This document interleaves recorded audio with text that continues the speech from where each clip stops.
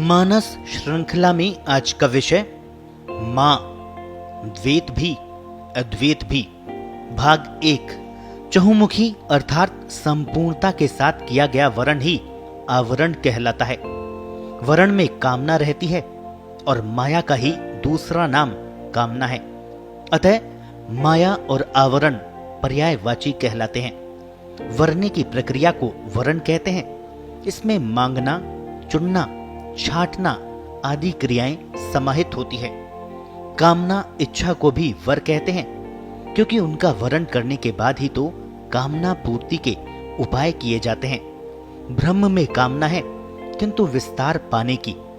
माया स्वयं कामना है।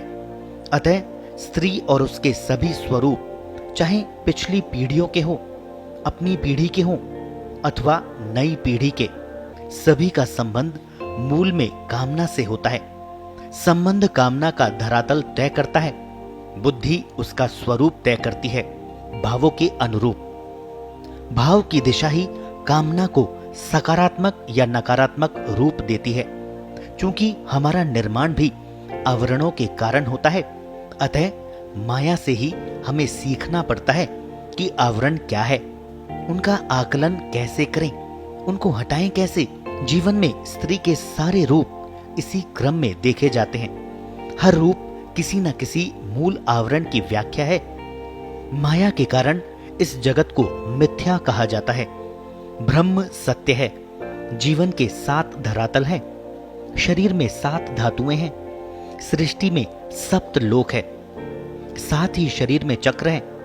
इंद्रधनुष के 7 ही रंग हैं।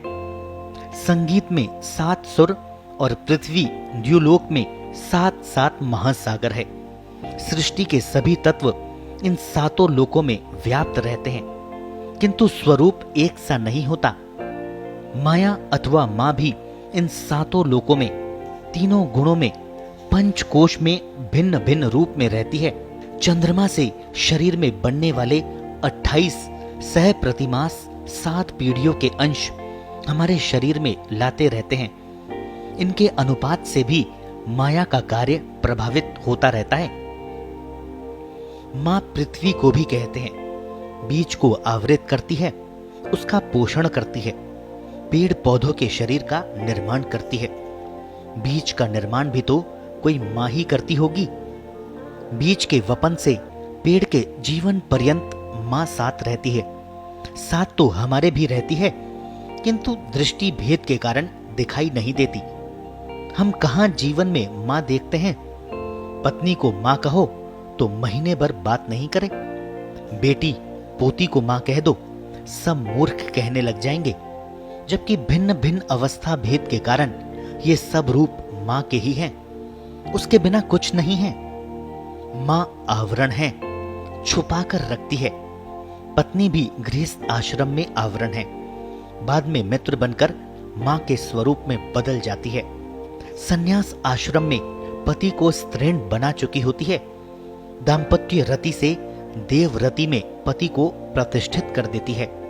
यहीं से मोक्ष मार्ग की शुरुआत होती है। वैराग्य में प्रवेश भी पत्नी ही करा सकती है। संसार का कोई गुरु ये कार्य नहीं कर सकता। विरक्ति को झेलती भी वही है। ऐश्वर्य की साक्षी भी पत्नी मां होती है। दैहिक पत्नी नहीं हो सकती। वह तो मोह निद्रा के लिए आमंत्रण मात्र है। उसका लक्ष्य तो कुछ और ही होता है। जीवन के हर मोड़ पर बदलती हुई कामनाओं की पूर्ति करे, आवरणों के भेद खोलती जाए। पहले कामना में फंसाना, फिर मुक्त करने को प्रेरित भी करना, सहयोग करना, देखते जाना कि कौन से धरातल के आवरण नहीं हट पा रहे। सारे आवरणों को हटाकर मोक्ष तक पहुंचाना ही उसका लक्ष्य है। इसके लिए उसके पास भी 7 जन्म का समय होता है। गहरी समझ रखने वाली पत्नियां समय से पूर्व पति में विरक्ति का भाव पैदा कर देती है। ऐसे पति सौभाग्यशाली होते हैं जो इस विरक्ति को अभाव मानकर पूर्ति की तलाश करते हैं। वे फूटे भाग्य होते हैं। वे पत्नी का सम्मान नहीं कर सकते। अपमान भी करे तो आश्चर्य नहीं। मां रूप में सोच पाना तो उनके लिए असंभव है। उनको तो पशु रूप, आहार, निद्रा, भय, मैथुन के बाहर जीना ही नहीं आता। पूरी उम्र गृहस्थ आश्रम की तरह जीते हैं। सृष्टि की शुरुआत आवरण से, अव्यय पुरुष रूप मन पर प्राण वाक के आवरण, महामाया के आवरण से अक्षर पुरुष, प्रकृति के आवरण से क्षर पुरुष, ये सारे आवरण प्रसव पूर्व के हैं। पंच महाभूतों और तन मात्राओं से शरीर का निर्माण। प्रसव बाद जगत के भौतिक आवरण चढ़ते हैं, ज्ञान के नए आवरण चढ़ते हैं। परिवार, धर्म, समाज, देश, शिक्षा आदि के आवरण चढ़ते हैं। इनको वह व्यक्ति समझ पाता है जो संस्कारवान है। सभी आवरण सूक्ष्म होते हैं। माँ ही गुरु बनकर पेट में ही इन आवरणों से परिचय कराती है, जीव का रूपांतरण करती है। यही व्यक्तित्व जीवन का आधार होता है। बचपन की गतिविधियों में समानता का भाव भी लड़के लड़की के पालन पोषण में अधिक बढ़ गया है। अतः आकर्षण घटता हुआ मात्र शरीर पर ठहरने लगा है। माँ का मूल कार्य इस पौरुष भाव को ही स्त्रीण बनाना है। इसके बिना पुरुष के मन में आकर्षण कैसे पैदा होगा? मन के सारे आवरण उतरने के बाद ये स्थिति भक्ति रूप में प्रकट होती है। बहुत लंबी यात्रा है ये, पूरी 25 वर्ष की। इन 25 वर्षों की यात्रा में पत्नी रूप माँ क्या करती है, कैसे आवरणों का भेद समझाती है, ये महत्वपूर्ण है। इसके लिए उसको प्रशिक्षण नहीं लेना पड़ता। अधिकांश पार्श्विक आवरण तो वह पेट में ही हटा देती है। उसके अलावा कोई नहीं जानता कि जीव कहां से चलकर आया है, उसके भविष्य की आवश्यकताएं क्या है। संपूर्ण 6 माह का संसर्ग शिशु के लिए रूपांतरण का काल होता है। जीव स्वयं भी अपने बारे में सब कुछ जानता है। अपने भावी लक्ष्य के अनुरूप ही माँ बाप का चयन करता है। ध्वनि स्पंदनों के जरिए माँ का संतान से संवाद बना रहता है। नाभि ही ध्वनि स्पंदनों का केंद्र है। यहाँ माँ का दैहिक ज्ञान काम नहीं करता। उसका अतीन्द्रिय ज्ञान, स्वप्नों में दिखाई पड़ती ईश्वरीय आस्था तथा माँ के स्वरूप की नैसर्गिक शक्तियां काम करती है। उसकी अपनी भी माँ होती है। विद्या, कला, राग, संयोग और काल का ज्ञान माया से मिलता है।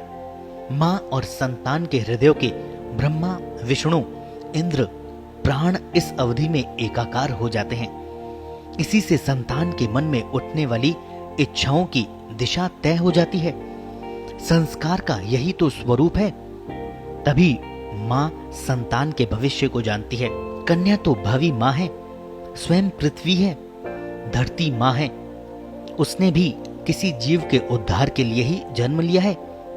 जीव के शरीर और मन के आवरणों के रहस्य खोलेगी, तम को सत्व में परिवर्तित करेगी, इनकी नश्वरता को प्रमाणित करके उसका मोह भंग करेगी, विरक्ति का भाव पैदा करके आवरण हटाने में सहयोगी बनेगी। उसे स्वयं के लिए नहीं जीना है। उसके जीवन का एक ही संकल्प होता है जिसके लिए वह स्वयं को तैयार करती है। पति के जीवन का अभिन्न अंग बनकर सृष्टि क्रम में प्रेरित करना और आगे स्त्रीण भाव देकर मोक्षगामी होने को प्रेरित करना। इसके लिए वह सारा घर बाहर छोड़कर संन्यास लेकर पति के पास जा बसती है। शेष जीवन बस उसी के लिए। ऐसा संकल्पवान कर्म योगी, ज्ञान योगी और बुद्धि योगी क्या पूजनीय नहीं होता? पुरुष तो कभी जीवन लक्ष्यों के प्रति संकल्पवान होता ही नहीं।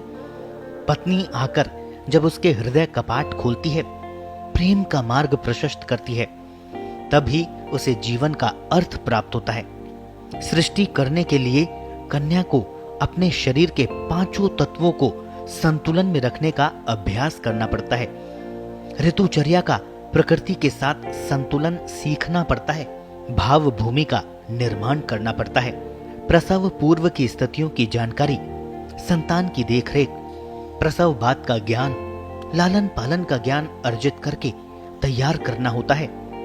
माया के मोहपाश की जादूगरी, शक्ति अर्जन, लज्जा के स्वरूप, वात्सल्य और श्रद्धा में स्नान, त्याग करने की पृष्ठभूमि पर स्वयं को तैयार करना तथा स्वयं के जीवन के प्रति मोह त्याग जैसे बड़े बड़े अभ्यास करती है। माया का स्वरूप कामना के रूप में ही जीवन में प्रवेश करता है।